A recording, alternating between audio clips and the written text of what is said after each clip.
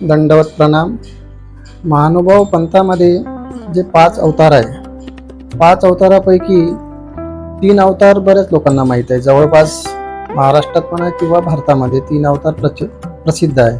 त्यामध्ये महाभारतामध्ये श्रीकृष्ण गोपाल श्रीकृष्ण महाराजाबद्दल सगळ्यांना माहीत आहे. जगामध्ये श्रीकृष्णाची माहिती आहे, महाराष्ट्रात पण माहिती आहे. त्यानंतर दत्तात्रय महाराजाबद्दल सुद्धा बऱ्यापैकी माहिती आहे. आणि या 2-3 दशकामध्ये श्री चक्रधर स्वामी यांची माहिती शासनाला किंवा महाराष्ट्रातील बऱ्याचपैकी लोकांना माहिती आहे. परंतु महानुभाव पंथातील 5 अवतारापैकी जे 2 अवतार आहे, एक आहे श्री चक्रपाणी महाराज फलटण आणि श्री गोविंद प्रभू महाराज या गुंडुमराव रुद्रपूर यांच्याबद्दलची माहिती बऱ्याच लोकांना माहिती नाही. बऱ्याच महानुभाव पंथातील 5 अवतारापैकी जे 2 अवतार आहे हे बऱ्याच लोकांना माहिती नाही. त्यामध्ये आता सध्या महाराष्ट्रामध्ये पाठ्यपुस्तकामध्ये म्हणा किंवा बऱ्याच प्रमाणात जे प्रसार केला जातो, त्यामध्ये गाडगे महाराजांचा प्रसार केला जातो. त्यांनी झाडू घेऊन साफसफाई, त्यांच्या नावाने विद्यापीठ, ते सगळं ठीक आहे, आपल्याला विरोध नाही गाडगे महाराजांना. परंतु हीच गोष्ट 1050 मध्ये चक्रपाणी महाराजांनी ज्यावेळेस द्वारावतीला गेले होते, त्यावेळेस त्या गोमती नदीच्या काठी खराटा, एका हातात खराटा एका हातात सूप घेऊन पूर्ण गोमती नदी साफ करायची, पूर्ण कचरा वेचायचे. साफसफाईचा मूलमंत्र त्याच कालावधीत हजारो वर्षापूर्वी आपल्या चक्रपाणी महाराजांनी दिली. आपल्या पंथाचं किंवा आपल्या चक्रपाणी महाराजाबद्दल जी माहिती आहे, ही माहिती जनसामान्य लोकांपर्यंत पोहोचली नाही. हे आपलं दुर्दैव आहे. किंवा आपल्या महानुभाव पंथातील लोकांपर्यंत ती सीमित राहिली, ती माहिती जनसामान्य लोकांमध्ये पोहोचली नाही. वास्तविक पाहता स्वच्छतेचे जनक आपले चक्रपाणी महाराज आहे. त्यांनी त्या कालावधीतच स्वच्छताबद्दल मोहीम राबवली होती, नदी स्वच्छता मोहीम राबवली होती. गावोगावी गल्लोगल्ली जाऊन साफसफाई करायचे. त्या स्वच्छतेने होणारे आजाराने दुष्परिणाम याबद्दल आणि त्या आजारी लोकांची सेवा करणे, असे 65 वर्ष अविरत कार्य स्वामींनी आपल्या तिथे चक्रपाणी महाराजांनी गोमती नदीच्या तीरी द्वारकेला केलेलं आहे. परंतु महाराष्ट्रातील बऱ्याच प्रमाणातील इतर लोकांना ही माहिती माहीत नाही. तर ती माहिती लोकांपर्यंत पोहोचवण्याचं काम हे आपल्या महानुभाव पंथीयांचं आहे. महानुभाव पंथ अनुयायी आहे, उपदेशी आहे. या मंडळींनी आपल्या जवळपासच्या लोकांना, आपल्या ज्या सहवासात येतात ते लोक किंवा आपल्या आजूबाजूला आपल्या कार्यालयामध्ये जिथे कुठे असेल त्याबद्दलची जनजागृती करणं हे आपलं काम आहे. कारण आपल्या महानुभाव पंथातील साधू संत मंडळी यांनी तो महानुभाव पंथाबद्दलचे जे विचार आहे हे जपलेच आहेत. त्यांनी अविरत पुढे चालवत आणलेले आहे. कारण ज्या कालावधीमध्ये मुस्लिम शासक होते, त्या कालावधीत हिंदूचे मंदिर, देवदेवता मंदिर पाडल्या जायचे. पण एक विशेष बाब का महानुभाव पंथीयांचे एकही मंदिर ते मुस्लिम शासक पाडू शकले नाही, ताब्यात घेऊ शकले नाही. ते आपण त्याची सुरक्षा करू शकलो. आपले पूर्वज जे होते, जे महानुभाव पंथाचे जे महंत होते, जे साधक होते, त्यांनी ती जपली, ती जतन केली आणि आजही ती परंपरेनुसार किंवा एक चांगल्या पद्धतीने जतन, ही स्वामीची एक कृपाच समजायची की आपली मंदिरं व्यवस्थित आहे. परंतु या आपल्या पंथाबद्दल जनजागृती करण्याचं काम हे आपल्यासारख्या जनसामान्य माणसाचं आहे. समजा आपल्या घरी एखादी पारायण असेल तर साधू येतात, ते येतात, आपण त्यांची सगळी तयारी करतो. आपण उपहाराची व्यवस्था करतो, त्यांच्या बसण्याची व्यवस्था करतो, त्यांना आपण विडा अवसरची तयारी करतो, चांगल्या प्रकारचे फळं आणतो, चांगल्या प्रकारे दक्षिणा देतो. ते बसतात, पारायण करतात. पण ते पारायण करताना त्यांच्यासोबत कोणीच बसत नाही. ते कशाचं पारायण करताय, ते काय म्हणत आहेत. काही मंडळी बसतात, सगळेच नसतात, पण बऱ्यापैकी मंडळी आपल्याच कामात असतात. घरची स्त्रिया मंडळी स्वयंपाकाच्या मध्ये व्यस्त असतो, घरचा व्यक्ती बाहेरच्या नियोजनामध्ये व्यस्त असतो. पण माझ्या मते आपण जर पारायण वगैरे करत असेल, आपल्याकडे साधू संत येत असेल, तर आवर्जून आपण वेळ काढून ज्यावेळेस पारायण चालू असेल, ते सूत्रपाठाचं करत आहे की गीतेचं करत आहे, जे कोणतं पारायण करत असेल त्यावेळेस आपण तिथं बसायला पाहिजे. बसून ज्यावेळेस संस्कृतमधून जर पारायण करत असतील, तरी संस्कृतमधून जर ओळी असेल तर आपण ती विचारायला पाहिजे. आपल्याला समजत नसेल तर की बाबा हे काय, याचा अर्थ काय, हे ही जिज्ञासा आपल्यामध्ये असली पाहिजे, आपण जाणून घेतलं पाहिजे. त्यावेळेस आपल्या घरी साधू संत येतात, त्यांच्याकडून आपण ज्ञान ग्रहण केलं पाहिजे. कारण ती ज्ञानी लोक आहे, त्यांनी ज्ञानार्जन केलेलं आहे, त्यांनी परमेश्वराकडून ज्ञान मिळवलेलं आहे. तर आपलं कर्तव्य आहे की आपल्या घरी ज्यावेळेस पारायण असेल तर आपण, आपल्या आजूबाजूची मंडळी, एखादी उपदेशी नसेल तर अन्य जीव पण त्यामध्ये सामील झाला तर फारच चांगलं. तो असला म्हणजे त्यामुळे काय होईल, आपल्या पंथाबद्दल आपल्या स्वामीचे विचार हे जनसामान्यामध्ये हळूहळू प्रसारित होते. हे कर्तव्य आपण आपल्या स्वतःपासूनच करायला की, कारण चक्रधर स्वामींनी ज्या ज्या बाबतीच्या लोकांना जनतेमध्ये जाऊन ज्ञानार्जन केलं हे कृतीतून केलं. ते स्वतः तसे वागत होते. त्यांनी फक्त असं मौखिक नाही सांगितलं तुम्ही असे वागा, असे करा, असे करू नये, असे कधी स्वामी बोललेले नाही. परंतु त्यांनी कृतीतून तसं करून स्वतः ते तसे वागत होते. म्हणून आपल्याला स्वतःपासून सुरुवात करावं लागेल. ज्यावेळेस आपल्या घरी पारायण असेल किंवा कुठे एखादी प्रवचन चालू असेल, काही असेल तर तिथं सहभागी होऊन ते समजून घेणे, न समजल्यात विचारणे. नाहीतर बऱ्याच घरी बाबाजी येतात, आपले बाबाजी लोक येतात, प्रवचन करतात. तिकडे प्रवचन त्यांच्या पद्धतीने 1-1.5 तासात संपतात, सगळं होऊन जातात. उपार पाणी वेळा अवसर संपलं. यालाच पारायण नाही म्हणायचं. पारायण म्हणजे आपण त्यांच्याकडून आल्यानंतर काहीतरी ज्ञान आपण ग्रहण केलं पाहिजे आणि ते ग्रहण केल्यानंतर आपण कृतीत उतरवलं पाहिजे आणि आपण ते आचरणात पण आणलं पाहिजे. तेव्हा कुठं स्वामीचे विचार आपल्या मनामध्ये रुजतील आणि आपण त्याप्रमाणे जीवन जगू. त्यानंतर हे चक्रपाणी महाराजाबद्दलची माहिती झाली. तसंच गोविंद प्रभू बाबाबद्दल माहिती. गोविंद प्रभू बाबाचं सुद्धा मोठं कार्य आहे. त्यांनी सुद्धा समाजासाठी वृद्धपुरात घरोघरी जाऊन लोकांची सेवा केली, लोकांना ज्ञानार्जन केलं.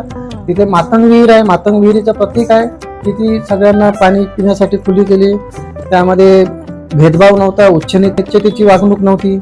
ही पण माहिती आपण जनतेला सांगायला पाहिजे. का अस्पृश्यता, स्पृश्यता याबद्दल हजारो वर्षापूर्वी महानुभाव पंथातील परमेश्वरांनी हे कार्य केलेलं आहे. पण ही बाब, ही त्यांनी केलेलं कार्य, हे समाजाप्रती केलेलं कार्य, हे मूल्य समाजाला जेव्हा माहीत होईल तेव्हाच महानुभाव पंथ कळेल ना. ती कळवण्याची जबाबदारी आपल्याची आहे. आपल्या याच प्रकारे समजा एक उदाहरण आहे. आमच्यासोबत एक अन्य समाजाची फॅमिली राहतो थोडा अंतरावर बाजूला. त्यांच्या घरी नेहमी वाद होतात. त्यांचे मिस्टर दारू पितात रोज. हे त्यांची मिसेस माझ्या पत्नीला येऊन भेटली आणि त्यांच्यात चर्चा झाली. हे तुमच्या घरी कसं काय, तुमचे मिस्टर पीत नाही, खात नाही. त्यांनी माझ्या पत्नीने त्यांना सांगितलं की आम्ही महानुभाव पंथात आहोत, आम्ही व्यसनापासून दूर असतो. आमच्याकडे असं महानुभाव पंथाचे असे नियम आहे, अशी शिस्त आहे. या धर्मात जर असलं तर कधी कोणावर अन्याय होत नाही, प्रत्येकाला स्वातंत्र्य आहे, स्त्रीला स्वातंत्र्य आहे. ही गोष्ट त्यांना पटली. तिने त्यांच्या मिस्टरांना सांगितलं. त्यांच्या मिस्टरला माझ्याकडे घेऊन आले. मी पण त्यांना समजून सांगितलं काय असते काय नाही. त्यांना ती गोष्ट पटली, स्वामीचे विचार पटले. त्यांनी लगेच उपदेश घ्यायचं ठरवलं. म्हणजे असा एक एक जीव आपल्या पंथामध्ये जोडला जातो. हेच कार्य करायचं आहे आपल्याला. आपल्याला काही विशेष लोकांना सांगायचं नाही आहे. आपल्याला फक्त आपल्या परमेश्वरांनी केलेले कार्य लोकांपर्यंत पोहोचवायचं आहे, लोकांपर्यंत सांगायचं आहे. की जे आता महात्मा फुलेंनी स्त्री शिक्षणासाठी जे कार्य केलं, हे पुस्तकात, पाठ्यपुस्तकात आलं, त्याचे मोठमोठे कार्यक्रम झाले, लोकांना माहीतच आहे. चांगली गोष्ट आहे, याच्याबद्दल आपल्याला काही विरोध नाही.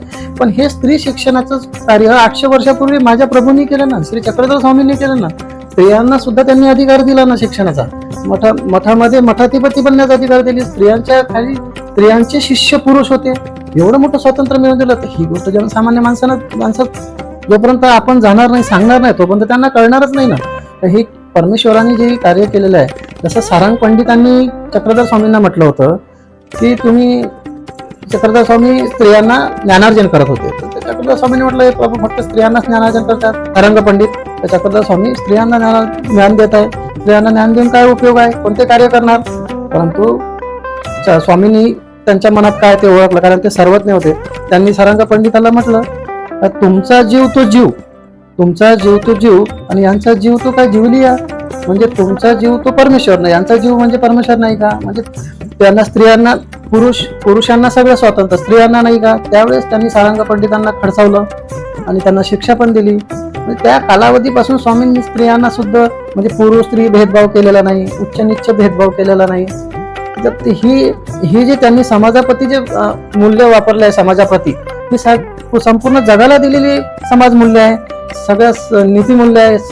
संपूर्ण जगाच्या जर आपण घटनामध्ये बघितलं तर ही त्याच्यामध्ये समता, स्वातंत्र्य, न्याय ही मूल्य आहे, जे आपल्या पण संविधानामध्ये आहे. ही जी मूल्य परमेश्वरांनी दिलेली आहे, ती याची जनजागृती झाली पाहिजे, ती आपण केली पाहिजे. जोपर्यंत आपण करणार नाही, आपण समाजात जाणार नाही, तोपर्यंत लोकांना कळणार नाही.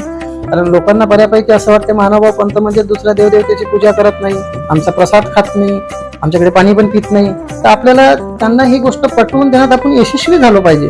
तर महानुभाव पंथाचे विचार काय, हा व्यसनापासून दूर असतो. व्यसनापासून दूर असला तर एका व्यसनाधीन व्यक्ती असला तर जसं परिवाराचं पूर्ण परिवार हा विभक्त होतो, परिवारामध्ये कलह निर्माण होतो. पण हे जर महानुभाव पंथाची शिकवण अशी आहे का तुम्ही सप्तव्यसन करू नका, त्यामुळे तुमच्याकडे सुख समाधानी राहील, तुम्ही ज्ञान घेण्याचा प्रयत्न करा. अशा प्रकारे स्वामीचे विचार आहेत ते आपल्याला लोकांपर्यंत पोहोचवण्याची जबाबदारी ही आपलीच आहे आणि आपणच प्रयत्न केले पाहिजे. माझ्या जीवनामध्ये आलेला एक अनुभव मी तुम्हाला शेअर करतो. मी एकदा खेडेगावातून शहराकडे येत होतो. येताना सायंकाळची वेळ होती, साधारण 5-5:30 वाजले असेल आणि अंधार झाला होता साधारण, आणि मी हळूहळू मोटरसायकलने येत होतो. तर येता येता एका मुलाने मला हात दाखवला. कदाचित तो शाळेत शिकणारा मुलगा असावा. त्याच्याजवळ दप्तर वगैरे दिसलं मला. तर मी सिंगल असल्यामुळे गाडी थांबवली आणि त्याने म्हटलं मला समोरच्या गावाला जायचं, लिफ्ट द्या. तर मी त्याला बसवून घेतलं आणि घेऊन आलो. नंतर गाडीवर येता येता माझ्या मनामध्ये विचार आले की माझ्यासमोर 2-3 गाड्या गेल्या, त्याने त्या गाड्या अडवल्या नाही की त्या लोकांनी याला लिफ्ट दिली नसेल. रात्रीची वेळ आहे, अंधार झालेला आहे, एकटा मुलगा आहे, त्याला तर लिफ्ट द्यायला पाहिजे होती. तरी पण मी ते माझ्या मनात आलेले प्रश्न होते. नंतर त्या मुलाचं गाव आलं, त्यांनी सांगितलं सर मला उतरायचं आहे, माझं गाव आलं आहे. मी थांबलो तिथे, त्याला तिथे उतरवलं. त्यानंतर त्याने मला धन्यवाद म्हटलं. पण माझ्या मनात जो प्रश्न होता मी त्याला त्याबद्दल विचारलं, अरे बाळा म्हटलं माझ्या आधी 2-4 गाड्या गेल्या, तर तू त्यांना हात दाखवून थांबवलं नाही का? ते लोक थांबले नाही का? तुला लिफ्ट दिली नाही का? तर त्याने सांगितलं नाही सर, त्या गाडीला मी हात दाखवला नाही. मी म्हटलं का बरं त्या गाडीला तू हात का नाही दाखवला, लिफ्ट का बरं नाही मागितलं? नाही सर, मी दुरून बघितलं, तुमची गाडी येत असताना तुमच्या गाडीवर मला सर्वज्ञ लिहून दिसलं, तुमच्या गाडीचं सर्वज्ञ खाली मला दंडवत लिहून दिसलं, तेव्हाच मी तुमच्या गाडीला हात दाखवला आणि तुम्हाला लिफ्ट मागितली. मग मला प्रश्न पडला, का बरं माझ्या गाडीवर दंडवत लिहून आहे, मग तो हात का बरं दाखवला? त्यावेळेस सांगितलं सर, माझ्या आईवडिलांनी सांगितलं की बेटा कोणत्याही गाडीवर येणाऱ्या लोकांकडून तू लिफ्ट मागू नको, कारण संध्याकाळी येताना लोक पिऊन असतात किंवा त्यावेळेस मुलं चोरणारी टोळीचं प्रमाण जास्त होतं, त्यामुळे गाडीवर लिफ्ट मागू. परंतु ज्या गाडीवर दंडवत किंवा सर्वज्ञ लिहून असेल त्या गाडीवर तुला लिफ्ट मागण्यास काही हरकत नाही, कारण सर्वज्ञ चक्रधर स्वामीचे जे भक्त आहे ते कधीही मद्यप्राशन करून गाडी चालवणार नाही, तुझ्या जीवाची सुरक्षा राहील. त्यानंतर ही मंडळी कधीच तुला चोरून नेईल असं कधीच घडणार नाही, कारण स्वामींचं शिकवूनच असं होतं का त्या आदिवासी मुलांच्या आईवडिलांना सुद्धा माहीत होतं.